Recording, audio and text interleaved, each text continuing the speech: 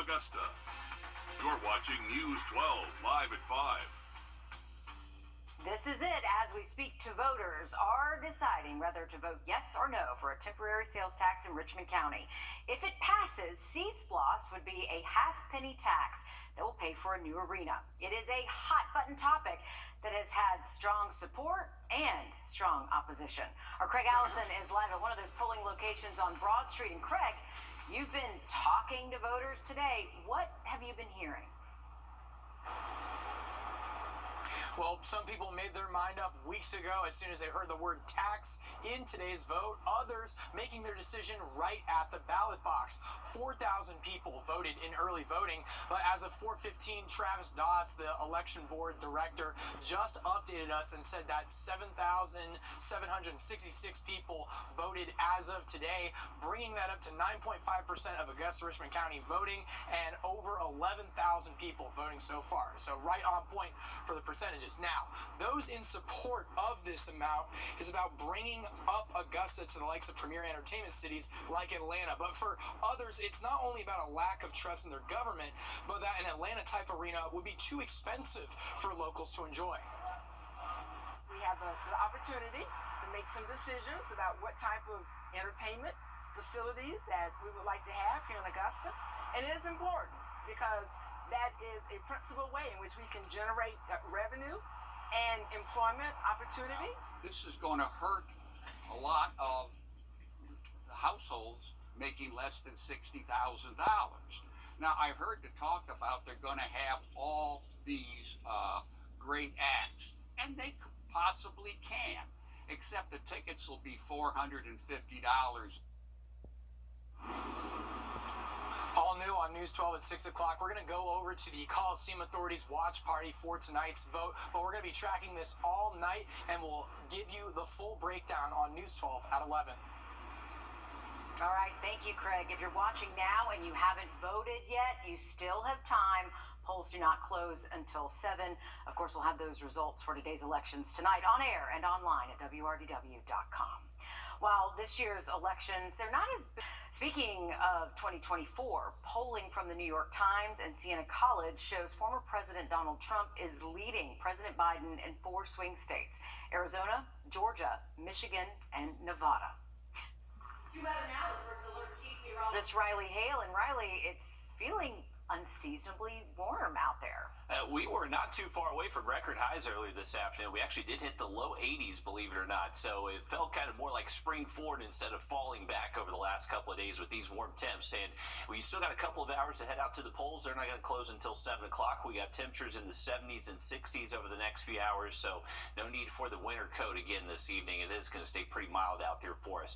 Great evening to head out to the Columbia County Fair. If you are heading out to Grovetown, temps will be in the 70s the next hour. So once we get past sunset, a quick fall into the 60s, but hanging on into the 50s at least through around midnight. As we head into much later tonight, there's going to be the opportunity for finding some 40s. One thing to mention about the fair that I forgot to mention is that it's actually a supporting deputy, shop with the deputy, so all the proceeds go towards a great benefit for that if you want to head to the fair tonight. Now, low temps tonight, anywhere from the mid to upper 40s. Some spots may be lucky and stay close to 50, so another relatively cool start, but a warm finish for our Wednesday afternoon. We're looking at high temperatures in the low and mid 80s again tomorrow, and we are going to be within a few degrees of records. Have a look at the rest of the week for you in just a bit, but let's get a quick update on your First Alert traffic. And now, First Alert traffic. All right, here's a live look at I-20. This is looking at eastbound and westbound lanes, and luckily, not many impacts out there. So if you are on I-20 here near the state line, you got great traveling weather at the moment. Looking between Wheeler Road and the Bel Air exit on I-20, you can see this westbound lane getting a little congested, but definitely not a complete standstill. So traffic moving, but it is getting busy out there. Going out to Grovetown next, you can see Lewiston Road, exit 190 here, the usual backup off the exit. So be safe with that traffic trying to merge onto the exit there, and still ongoing construction, but beautiful conditions out there this afternoon. Have a look at some rain moving in late in the week in just about 10 minutes. All right, sounds good. Thanks, Riley. Could changes be coming to the way South Carolina picks judges? That's the focus at the State House today as calls for judicial reform get louder and lawmakers prepare for South Carolina's upcoming legislative session. Our State House reporter Mary Green has details.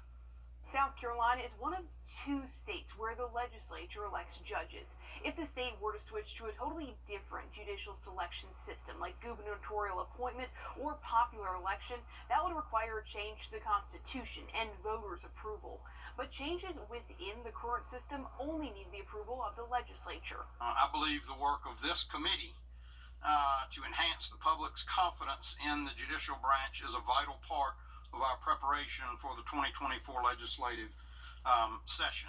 A newly formed bipartisan House committee is taking a closer look at judicial reform and met for the first time Tuesday. The first person before them was the man likely to become the state's next Supreme Court Chief Justice, current Justice John Kittredge, speaking for himself and not on behalf of the judiciary. Don't throw the baby out with the bathwater. Pick some changes that would be more universally accepted, give it a try, see how it goes, measure it, but understand, unlike some efforts, particularly in government, when you go down a path, there's no retreating. Kittredge said South Carolina's current system has produced good judges, but he signaled support for giving the governor a greater role in judicial selection, including by allowing the governor to appoint people to the panel that screens judicial candidates before the General Assembly elects them. Allowing the governor, the executive branch, to have some say in the appointment process is a healthy thing. Kittredge also vowed to promote diversity on South Carolina benches if he becomes Chief Justice. A report released earlier this year found women and African Americans are disproportionately underrepresented in South Carolina's judiciary. We can have a great bench. We have a great system. But if it doesn't reflect the people of South Carolina, we are going to lose the respect and integrity of the public that we serve. This committee will meet again next week. They'll have to submit recommendations to the full House of Representatives by next February, when the entire legislature will be back here in session. Reporting from the State House, I'm Mary Green. The committee also heard today from judges and lawmakers in other states on how they select judges. Current South Carolina Chief Justice Donald Beatty was on the agenda to speak as well, but the committee's chair said he had a scheduling conflict. The state of South Carolina is asking a judge to deny Alec Murdaugh's motion for a new trial. Murdaugh's legal team wants a new trial based on a claim that the Colleton County Clerk of Court tampered with the jury during the murder trial earlier this year. A new court filing by the state includes an affidavit from the clerk denying those claims. He was on the agenda to speak as well, but the committee's chair said he had a scheduling conflict. The state of South Carolina is asking a judge to deny Alec Murdaugh's motion for a new trial. Murdaugh's legal team wants a new trial based on a claim that the Colleton County Clerk of Court tampered with the jury during the murder trial earlier this year. A new court filing by the state includes an affidavit from the clerk denying those claims. The state also includes written statements from the court staff saying they did not see the clerk make inappropriate contact with the jury, and the jury was not forced into returning a guilty verdict. Now, South Carolina is demanding an evidentiary hearing to determine whether a new trial is warranted. In the meantime, Murdaugh is serving a life sentence for the double murders. Georgia lawmakers are concerned about a rise of sexually transmitted infections in the state. One state rep says Georgia is one of the leaders of HIV in the entire country.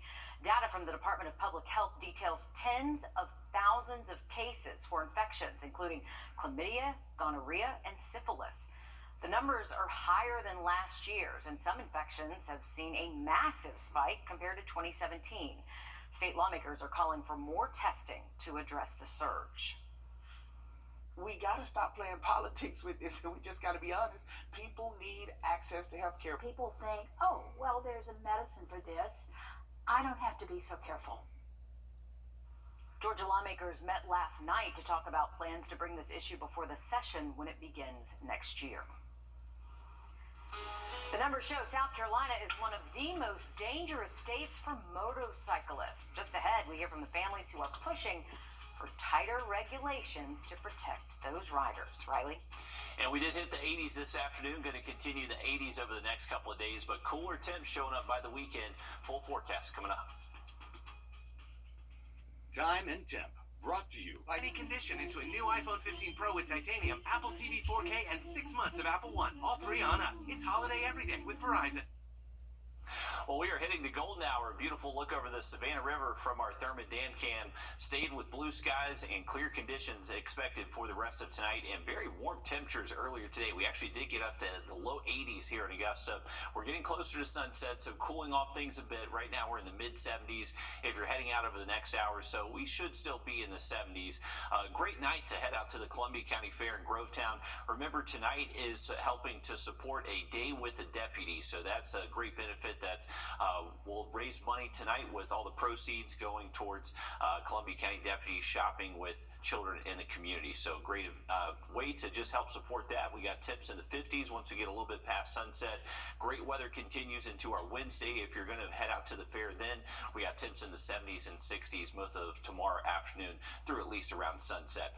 Now, over the next couple of days, we are going to be close to records. I don't think we're going to be able to break any of them. We should stay within about 5 degrees of them at least through Thursday. Now, as we head into Friday, you can see our temps still seasonal in the 70s, but staying further away from those record highs, but not too bad here for the second week of November if you're a fan of the warm weather. And we're starting to be due for some rain. It's been actually close to 2 weeks before we've seen over a trace of rainfall here in Augusta, so we are due for rain in the near term, but you can see overall for the year, we're actually 18 inches above average at Bush Field. So if you look at the entire year, we've seen plenty of rain, but if you just look over the last month or so, we do need some, and it looks like it is going to show up as we head late into the week, especially by the weekend. The setup is going to be very tricky, and we're going to have a cold front that's going to show up Friday. Right now, we're expecting most of that rain to hold down until we get to after sunset Friday, so I'd say if you have plans during the day, mostly dry, but if you're wanting to head out for those Friday night football games Friday evening, by around 7 o'clock, not ruling out we do have a few light showers that will show up. And then as this cold front moves in Friday night to Saturday morning, it's basically going to push south and then just kind of stall. And we're going to have a wedge event set up. So this is going to bring us a northeast wind. This is going to keep our skies fairly cloudy. Our temperatures are going to be much cooler. We should actually only see highs struggling to make it to the 60s by Saturday afternoon. So this is all thanks to the wedge. And there's going to be the opportunity for just some very light rain as we do see an area of low pressure track off towards our south. So that's going to keep rain chances in play possibly Saturday, Sunday, and then eventually clear out as we head into Monday. So it's definitely going to be a big difference outside as we head into the weekend outlook. So Saturday and Sunday, high temps will be more than 20 degrees cooler than what we're expecting tomorrow, believe it or not. So we are going to really drop those temperatures, and there is going to be the opportunity for rain both days. So if you have outdoor plans, just be mindful. There could be some light showers around both Saturday and Sunday. Here's a full look at that 7-day forecast. We are going to enjoy these warm, dry conditions next couple of days, but cooler and wetter rolling into the weekend. Members of South Carolina's motorcycle community are pushing for better education and better awareness in the wake of increased dangers to bikers. Motorcycle riders in some communities say they've had to put their bikes away for fear of their lives. Kaiten Ashbaugh has that story. You've got to pay attention.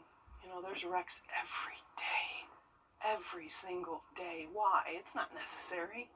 Cheryl Fiacato is part of a triple-generation motorcyclist family. She says there's a joy in riding which many will never understand. But that freedom is being taken away from many riders because the cars aren't paying attention.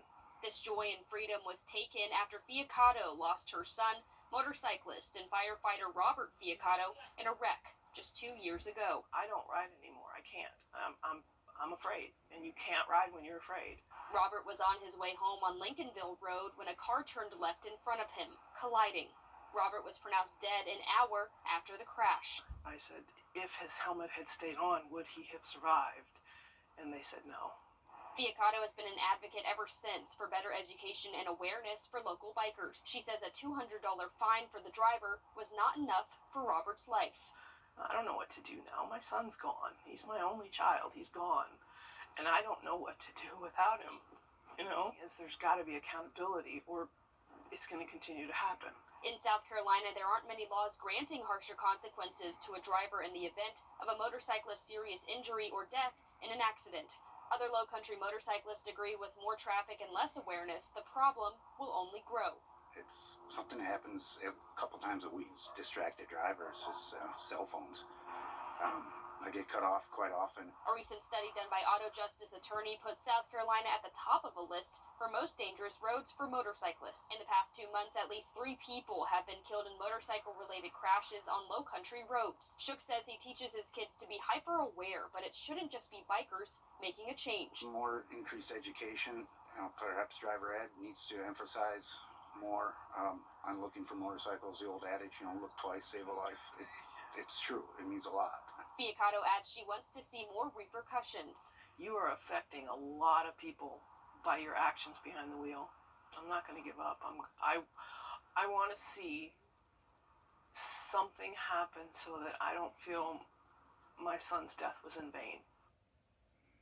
Advocates say they want to see more public service announcements, drivers' education programs, and even higher fines and repercussions for drivers who cause accidents involving motorcyclists. We're talking elections all day today, but that's not just what's on the ballot right now. Just ahead, Ariel Augusta takes you back to the presidential election of 1912. First Alert Radar, powered by Jim Hudson Automotive Group. Catch up on what you might have missed during the week, so check it out.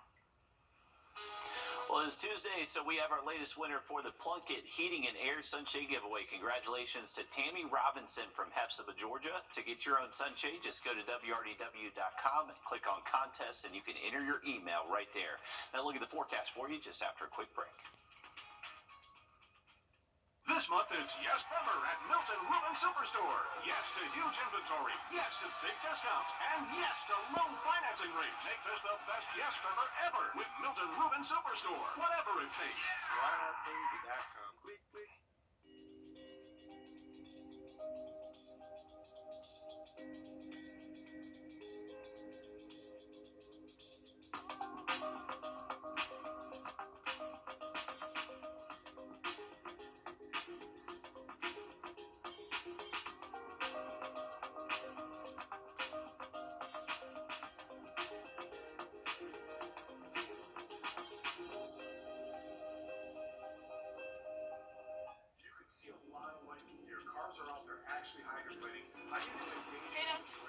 Mom home? She's on her way, bud.